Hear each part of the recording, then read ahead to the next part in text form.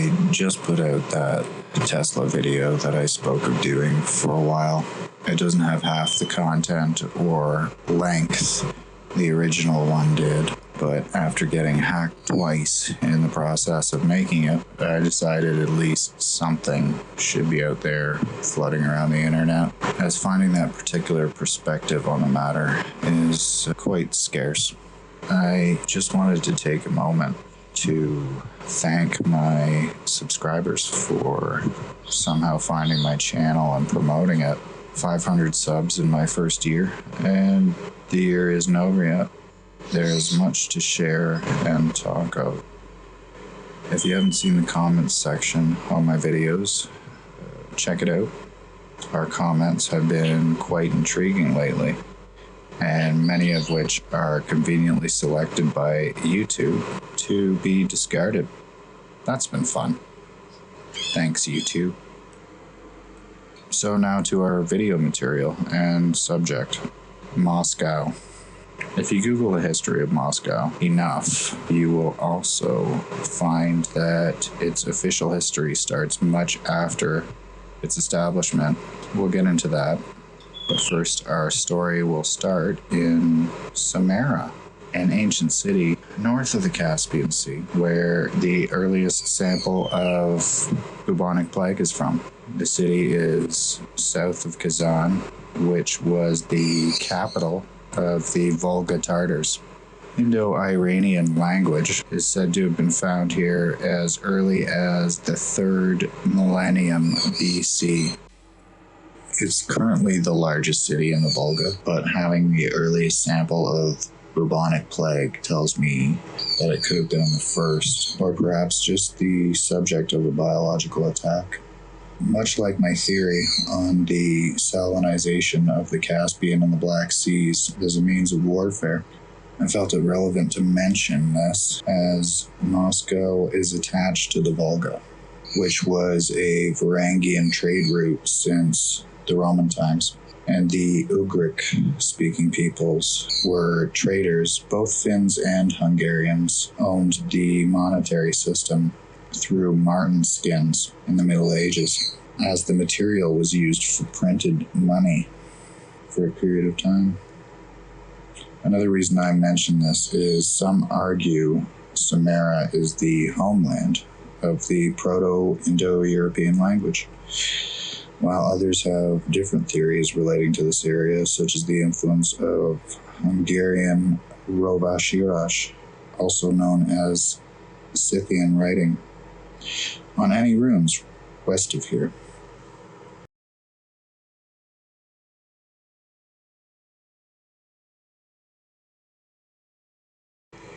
Koran means early in Hungarian and sounds very similar to the book, the Quran. Influence of Islam is clearly buried all over the steppes, not just in Russian architecture. In fact, I don't actually believe Mecca ever was where it is now, and more likely was in Asia, and possibly the earliest of Abrahamic religions, despite the opposite told in history. The Udmurt people are a red-haired Finno-Ugric people that interest me when I think of Muhammad, who was a red-haired man. Our tendency to choose sides as humans often leaves us much lost to our desire to associate with other related peoples who are in harmony with one another at one time or another. I will talk of Udmurts again in the future, as they are part of the beeline or indirect migration to Ireland from Iran. Red hair, bagpipes being another bicultural link. I've hypothesized that stepchildren, the term for a biological child of one's mate from a previous relationship, came from the steppes, and red-headed comes to mind here as well. Red-headed stepchild being a saying or reference from the past. Given that Caucasians are a minority on the planet and often attributed to having stepchildren, I've also hypothesized that they invented polygamous relationships out of survival due to small numbers, or perhaps the reason for their small numbers being their tendency to war, much like barbarians, quote unquote, and other steppe people. So, to take a look at Moscow, the word, and its relationship with other languages. Firstly, I'd like to note how ironic it is to me that the old Russian architecture doesn't look as Byzantine in origin as their most dominant religion does. The domes on the top seem quite Arabic or Islamic influenced, or even Tartarian, one might say. If you type Mosk, M-O-S-K, in English to Russian, Moskva appears, which is Russian for Moscow. Google Translate is not a good translator, and I don't recommend it unless you have some knowledge of both languages that you are translating to and from. But it's the best we have, so I recommend playing with it sometime. Playing with words, see how they relate to other cultures that people traded with in history, and see the interactions of words and how they evolved together through multiple cultures. So Moscow, with its domed Islamic architecture, sounds like mosque, oddly enough. Moscow, mosque. In the Ugric languages, the VA suffix means ing or ish, relating to, say, doing, or Spanish, a inference of connection or action. Albania, which is a little-known Russian satellite like Servia or Serbia, as it is known today, is a clue, perhaps. Albanians, which are predominantly Islamic, speak Indo-European and span from Turkey to France, where in France there are 20,000 to 35,000 Albanians, most of which are Islamic. Mos, or mosh, means not or don't in Albanian. Moke means to mock in French, and mosque means an Islamic place of worship in French. Pardon my French pronunciation, it's lacking. Mosque in Albanian is Zamia. In Albanian, Moscow is Mosca. Any race or peoples who've undergone an attempted genocide on them usually is hiding some historical knowledge within the community, within their culture. I'm not sure that it was just that they were mostly Islamic and in the Balkans that caused the massacre by the Serbs, where soon after the Serbian Black Hand would assassinate someone and start World War I, which fueled more erasure of the old world. Both world wars did a lot of this, and perhaps the biggest tragedy of the world wars was the loss of culture and history that the common man passed down through his family, lost to civilian deaths, segregations, and attempted genocides. And the French are quite relevant, as to some they seemed to team up with the Russians to take out the Tartars and the Crimeans. At the same time, there was another war across the ocean that was also called the War of 1812. It was in North America, and it had similar belligerents as well. Tartars possibly even being some of the Native American tribes that were erased in several of the wars. Considering the migration and Asian DNA origins of the Native Americans, or Indians, as they tried to paint them in history, and still do in Canada, a term that seems to actually be embraced in Ontario by both natives and others alike.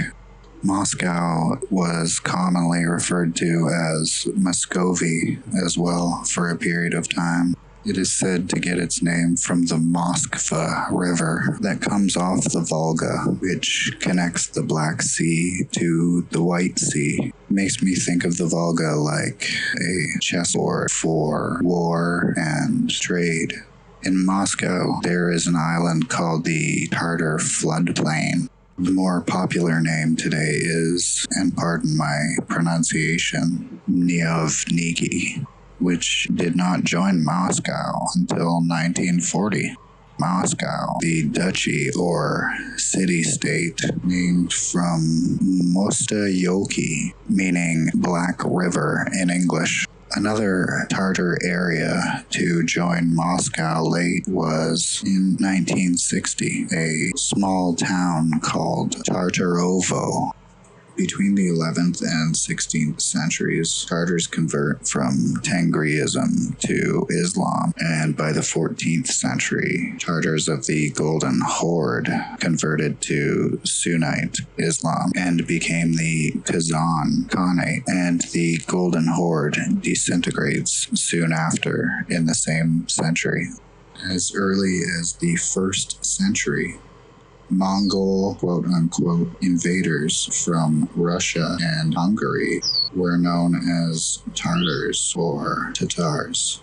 Kazan is the capital of the Volga Tartars and Tatarstan to this day since the death of Genghis Khan.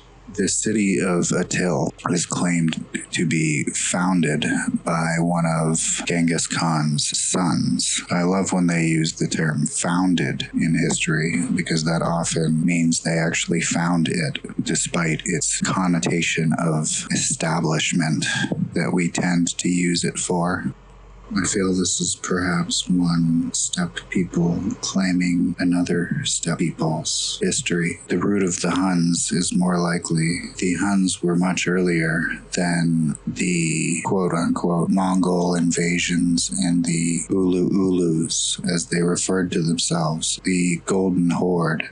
The city of Atil, I hypothesize as being the place of Attila's ancestors, Attila the Hun. The LA suffix is Ugric for place of. They say Atil means Volga River in Turkic. The fall of Khazaria pushed the last wave of Magyar and Huns into the Carpathian Basin. Atil was the capital of Khazaria. The Huns interest me in particular because I'm a descendant of the Huns. My paternal lineage is Settlers, Seke, as we call ourselves, ever since we settled in Transylvania, also known as Herde or Sekefold. I will obviously expand on this in the future. It's known to the Germans or Goths or Saxons as Siebenkirchen, as German settlers often have German names for places they settled. The Saxons that are in Hungary, Romania, and Serbia are descendants of the Goths that fought alongside the Huns, which in turn actually fueled the British propaganda and common misconception that Germans are Huns that began in World War I.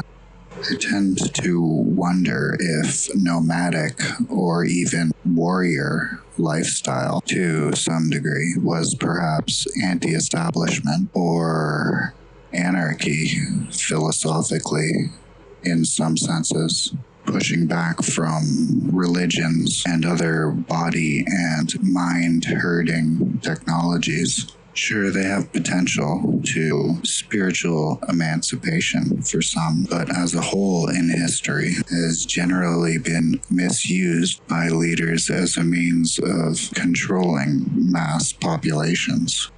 much like cities and other forms of structure. A double-edged sword like most beneficial technologies. Smartphones that make you stupid and reliant, yet give you the knowledge of the world in your hand. I read somewhere that some Native American tribes would wait and study a technology or advancement for 7 years until colonization occurred. It was within the discoverer or the inventor and the elders of the tribe, and they would weigh the benefits to the disadvantages, not just to the individual user, but to the society as a whole, the tribe as a whole, testing it for 7 years if it was ever released to their tribe, which is probably why they are able to remain so close to nature.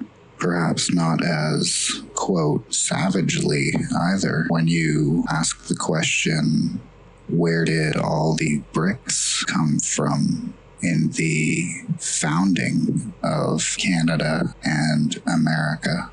Only recently do we begin to understand the controlled burning of forests in specific areas, in controlled areas, to replenish the land, and how terraformed North America is. Evidence of ancient fishing weirs, food forests, forest gardening, other natural, nature-based technologies that amplified nature's abundance. I find it convenient to the oligarchs that ideas such as this and pro-nature ideas like permaculture are segregated to uncool fringe groups like bees and hipsters alike. Subcultures that are mini cults, generally controlled opposition-led industry plants. Mini cults to fill the holes left from the evacuation of culture and incremental loss of religion that occurred upon arrival to the New World. I think many initially actually came to the New World with the idea and hopes that they would be living off the grid or self-reliant, so to speak, self-sufficient. Yet the people had been propped up by pre-planned novelties and mesmerized into a future with carbonated beverages, hot dogs, and baseball. Upon arrival to the New World, it was fed to them through the world fairs and Columbian expositions, which have now been replaced by algorithms and scientific faith, all leading us to one hive mind and a high-speed conveyor belt through a dead-end tunnel of technology and mindlessness, leading us to nowhere but away from the planet, our Mother Earth. Anyways, sorry about the rant at the end, but I felt it necessary to leave in as it's semi-relevant.